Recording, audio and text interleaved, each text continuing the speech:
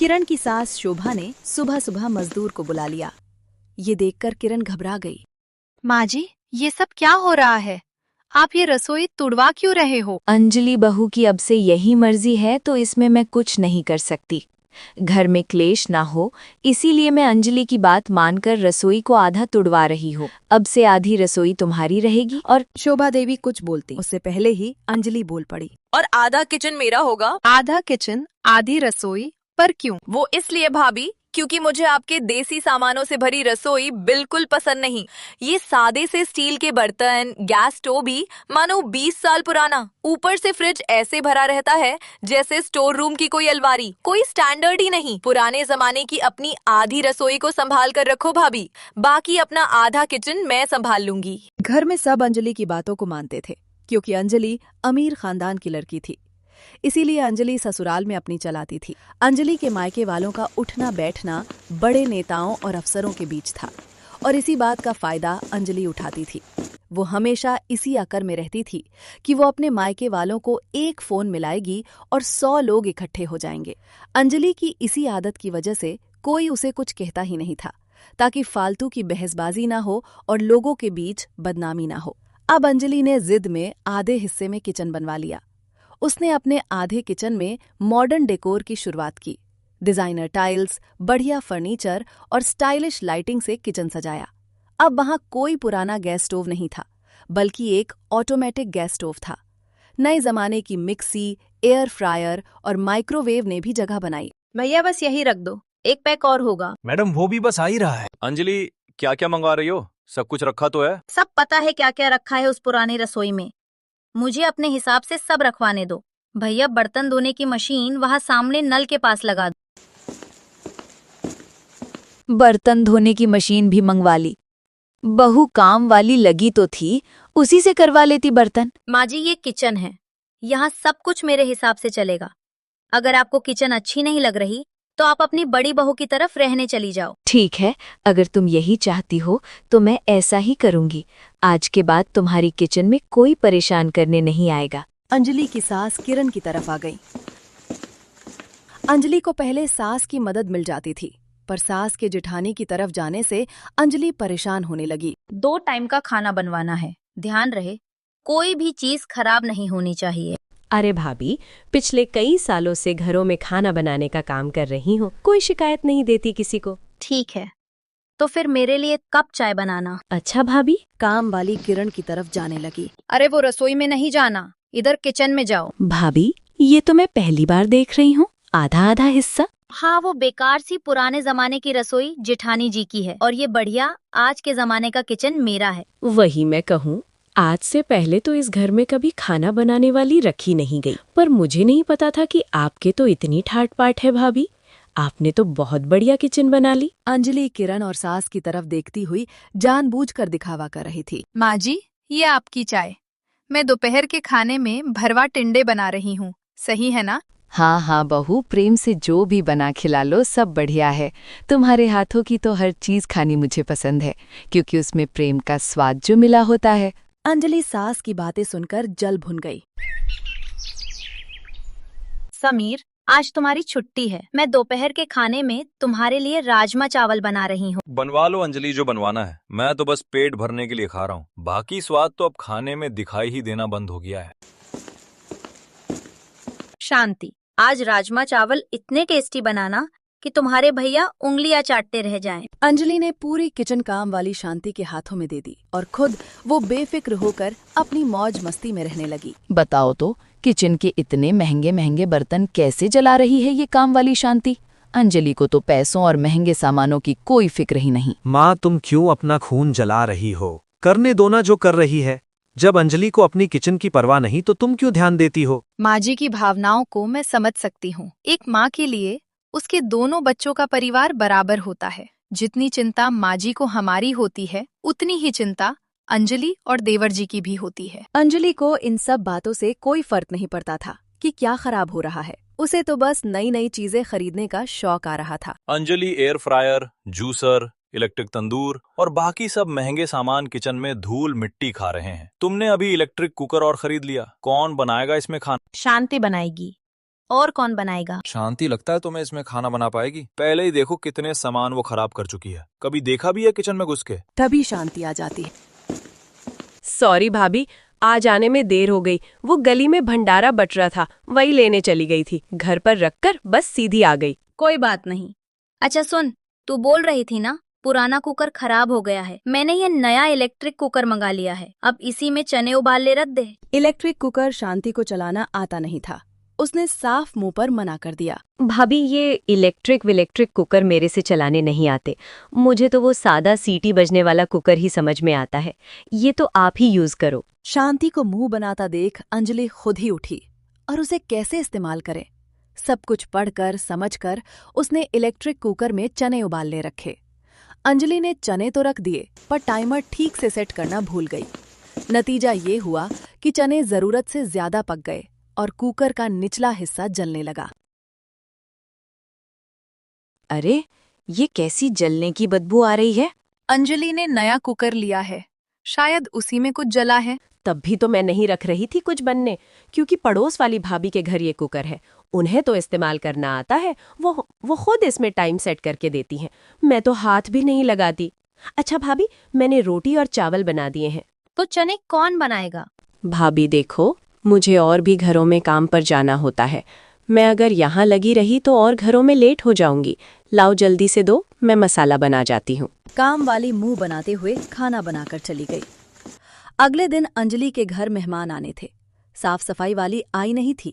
बर्तन का ढेर लग गया। क्या हुआ अंजलि, खाना बनाने वाली नहीं आई? मेरे ऑफिस के फ्रेंड्स आते ही होंगे। आ जाएगी। अभी तो मैं ये बर्तन धोने की मशीन चेक कर रही हूँ, चल ही नहीं रही। बर्तनों का ढेर लगा हुआ है। काफी देर तक अंजलि कोशिश करती रही, पर बर्तन धोने की मशीन नहीं चली। अंजलि परेशान हो गई। उसने देखा काफी देर हो गई है, पर अभी तक खाना बनाने वाली भी नहीं आई है। तभी शांति का फोन आ गया। अंजलि भाभी, मैं गांव जा रही हूँ। मेरे ताऊ गुजर गए, 2 दिन बाद लौटूंगी। क्या? पर मैंने तुझे कहा था ना कि मेरे घर मेहमान आने हैं। तो भाभी, मैं क्या करूँ? मेरा भी जाना जरूरी है, रिश्तेदारी का मामला है। आज जो मैं फोन रखती हूँ, मेरे बस का टाइम हो रहा है। बस अड्डे से ही फोन कर रही थी। एक तरफ सफाई और ढेरों बर्तन का काम था, दूसरी तरफ रसोई में खाना बनाना था। किरण और शोभा अंजलि की परेशानी को समझती है और तुरंत दोनों उसकी मदद के लिए किचन में आ जाती हैं। लाओ बहू, जो भी सब्जी बनानी है मुझे दे दो, मैं काट देती हूँ। बर्तन धो रही हूँ, तब तक तुम बाहर का समेट लो। थैंक यू माँ जी, थैंक यू भाभी। सारे लड़ाई झगड़ा भूलकर आज अंजलि की सास और जेठानी उसकी मदद के लिए पास खड़ी थीं। अंजलि को उस दिन एहसास होता है कि घर में जितने मर्जी बंटवारे हो जाए, पर रिश्तों में बंटवारे कभी नहीं होते। परेशानी के समय पूरा परिवार अंजलि के साथ खड़ा था। अंजलि ने उसी दिन फैसला लिया कि वो अपनी गलती को सुधारेगी। माँ जी, भाभी, मुझे अपनी गलती का एहसास है। मुझे आधा किचन नहीं चाहिए। मैंने गलती की थी, किचन और रसोई को आधा आधा बांटकर। क्या मैं फिर से आपकी रसोई में आ सकती हूँ? कैसी बातें करती हो अंजलि? ये रसोई कल भी तुम्हारी थी और आज भी तुम्हारी है। मुझे खुशी है बहू कि तुम्हें अपनी गलती का एहसास है। सुबह का भूला शाम को घर आए तो उसे भूला नहीं कहते। दोनों बहुएं मिलजुल कर रहो। मैं तो बस यही कामना करती हूँ।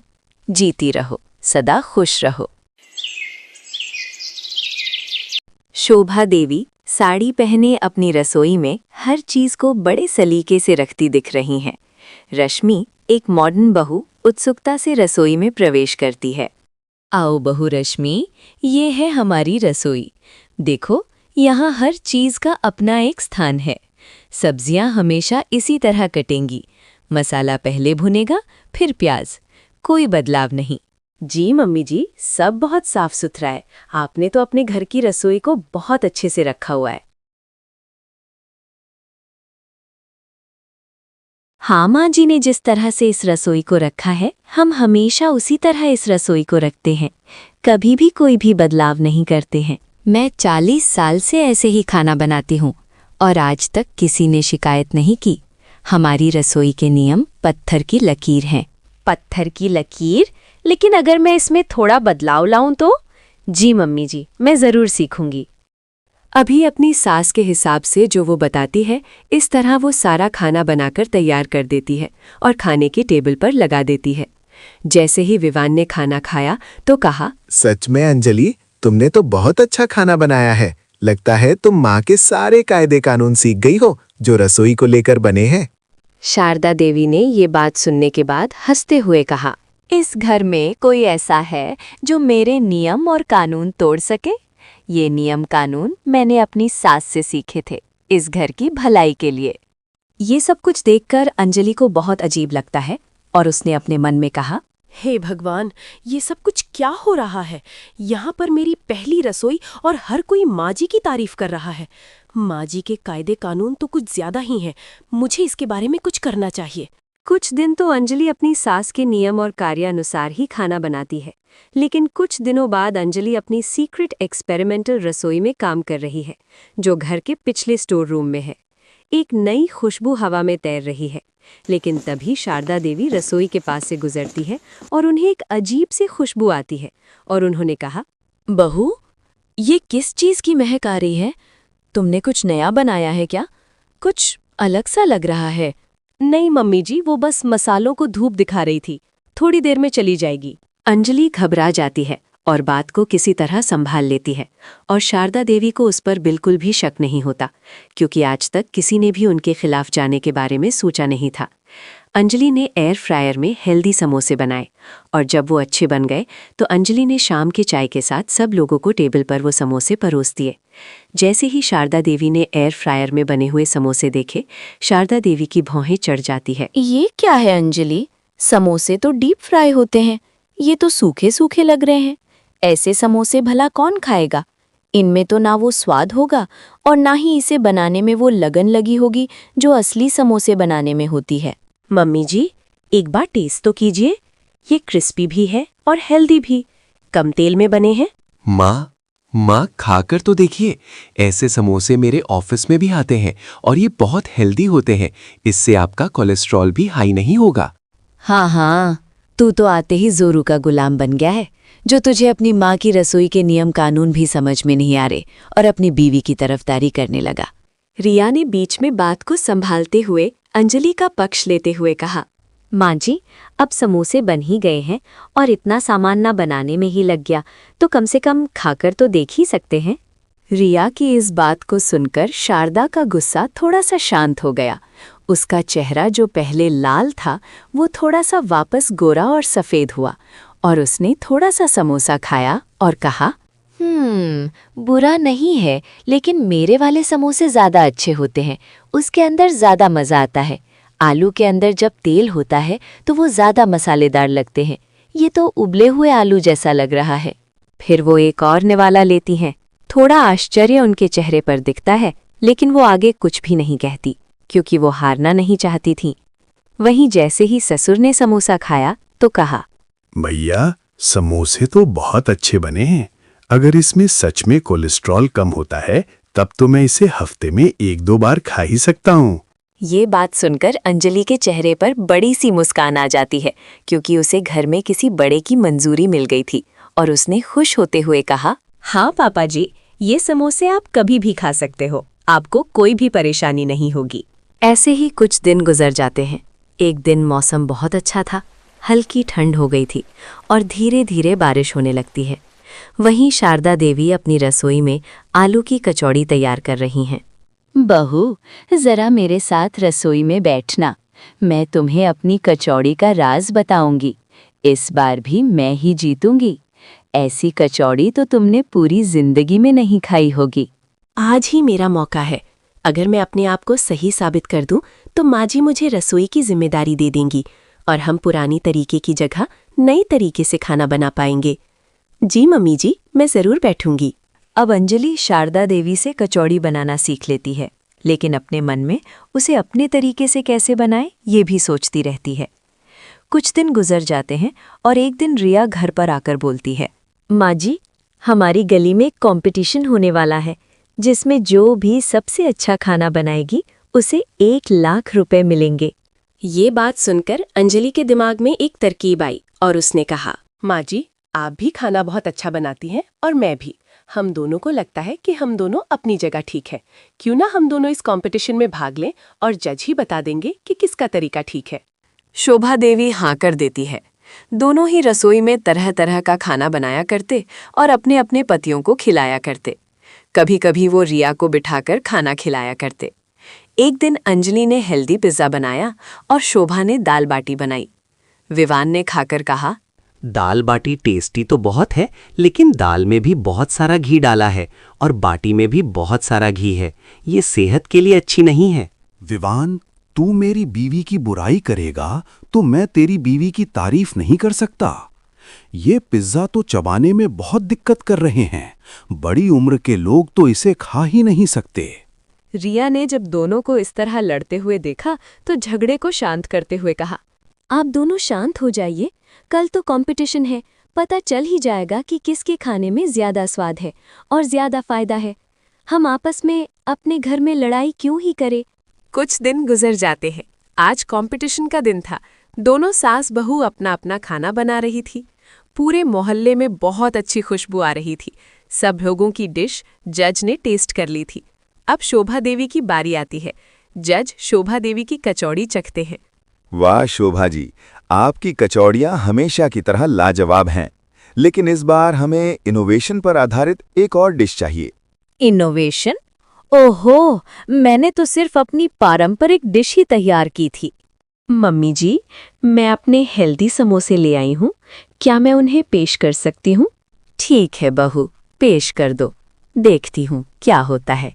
अंजलि अपने एयर फ्राइड हेल्दी समोसे पेश करती है। जज उन्हें चखते हैं और उनके चेहरे पर प्रशंसा दिखती है। शानदार, ये समोसे तो कमाल के हैं। कम तेल में भी इतना स्वाद और क्रिस्पीनेस। ये सच में एक बढ़िया इनोवेशन है और बिल्कुल लेटेस्ट फूड है। अंजलि को इनोवेटिव के लिए पहला पुरस्कार मिलता है। अंजलि, तुमने आज मेरी आंखें खोल दी। रसोई सिर्फ पुराने तरीकों से नहीं चलती, उसे नए विचारों की भी जरूरत होती है। मुझे तुम पर बहुत गर्व है बहू। आज से मैं तुम्हें और रिया को पूरी आज़ादी देती हूँ कि तुम अपनी तरह से खाना बना सकती हो। मुझे पता है कि जिस तरह मैं इस परिवार का भला चाहती हूँ, तुम भी इस परिवार का भला ही चाहोगी। घर पर शोभा देवी अपनी रसोई की अंजलि रिया को दे देती है। आज से हमारी रसोई की रानी तुम हो बहू। मैं तुम्हें अपने नुस्खे सिखाऊंगी और तुम मुझे नए नए तरीके सिखाना। हम मिलकर कुछ नया करेंगे। जरूरी नहीं होता कि हर बार छोटा बड़े से सीखे, कभी कभी बड़े भी छोटों से कुछ सीख सकते हैं। मम्मी जी, मेरे लिए ये बहुत बड़ी बात है। मैं और रिया दीदी मिलकर इस रसोई को बहुत अच्छे से संभालेंगे और कभी कोई दिक्कत भी नहीं होगी।